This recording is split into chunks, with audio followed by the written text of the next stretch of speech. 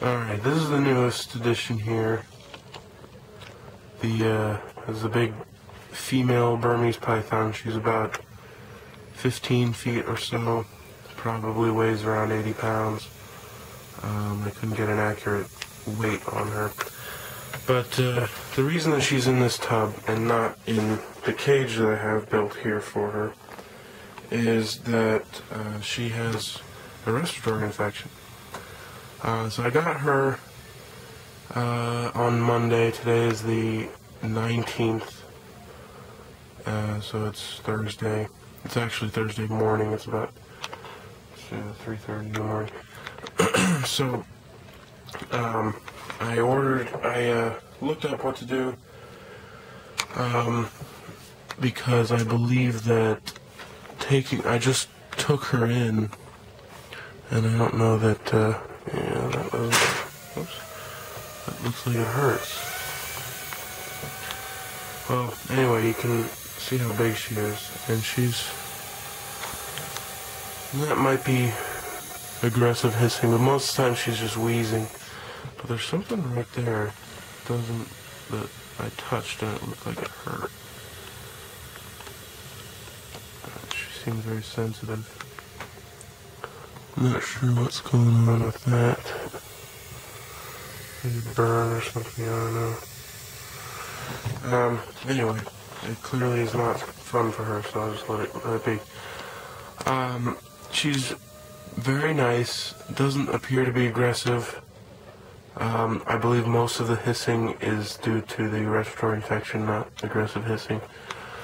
I was told she was eating well.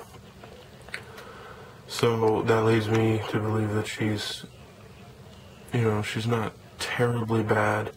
She is foaming a little bit at the mouth and mouth breathing slightly at times.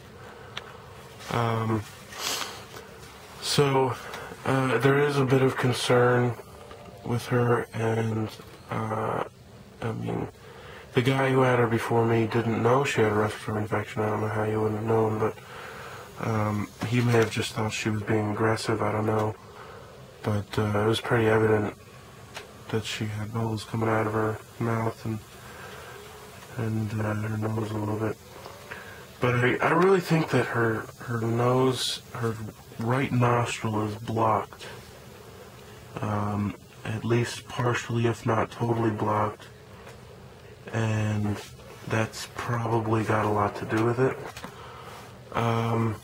She's really nice. She's active. She's a little lethargic, but not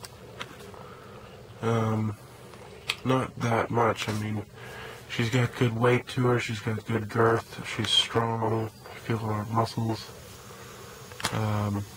Like I said, I was told she was eating. I haven't tried to feed her. I only got her on Monday, so it's only been whatever 3 or 4 days.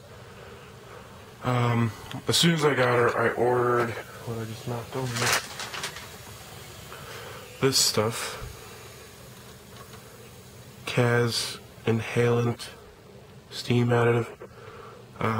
So I don't have the Vicks vaporizer thing, but I do have this, which is just a little vaporizer, and I'll turn it on. No, but I've already done. Oh, actually, I'll just show it.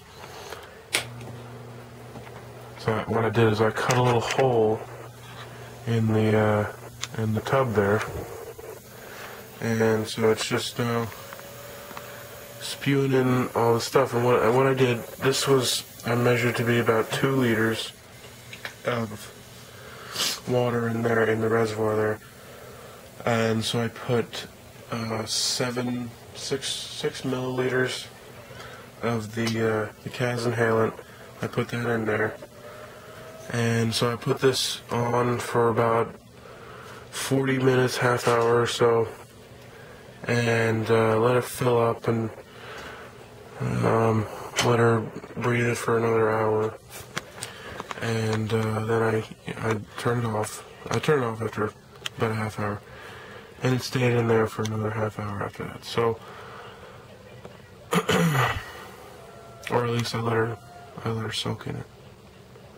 because it looks like it's clearing up pretty fast after I turn it off. I had the top on when I did it, but anyway, you can see that that gets everywhere, and she's breathing it in. She does seem a bit more active. I don't know if it's agitating her, the steam. I'm not really sure, but she does appear to be more active than she was before. So I'm trying to get her back to health, and I'm going to let her sit in this tonight with the higher humidity. I also have a heat pad under there, so she's getting some heat. It's not hooked up to any kind of a thermostat yet, but it will be soon. Or I mean, I'm gonna put heat panels in the tank, so I'll hook that up to the to my thermostat.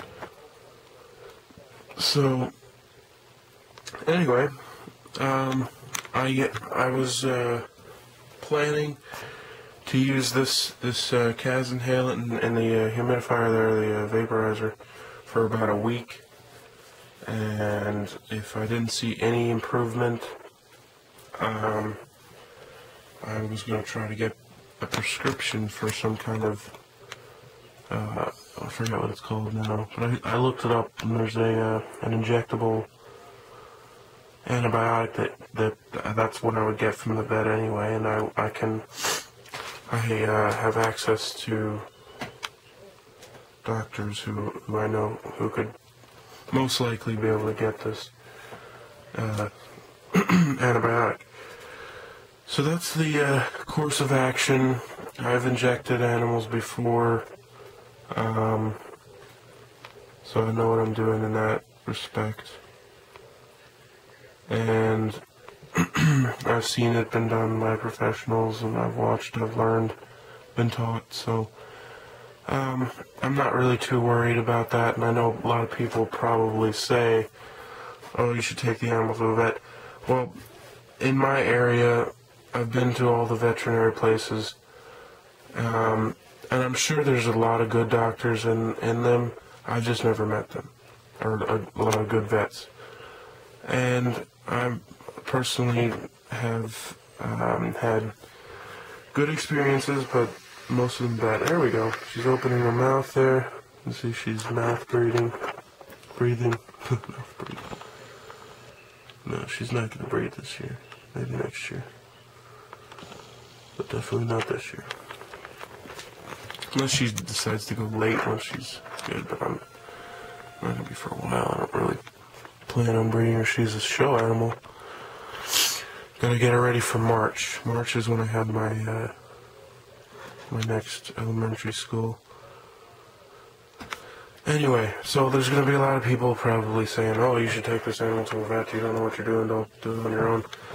Well, the last time I took an animal to the vet was when I had a mite infestation, and they really didn't do anything.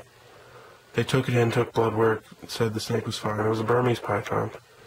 And I lost a couple of ball pythons, and the albino Burmese is the one who had the mites, and it was very easy to see the mites on him, so it looked like he had a lot more than any of the other ones, but I don't know if he really did, but he was fine. The other snakes got sick and lost weight, but he actually stayed fine. He had no problem with the mites at all.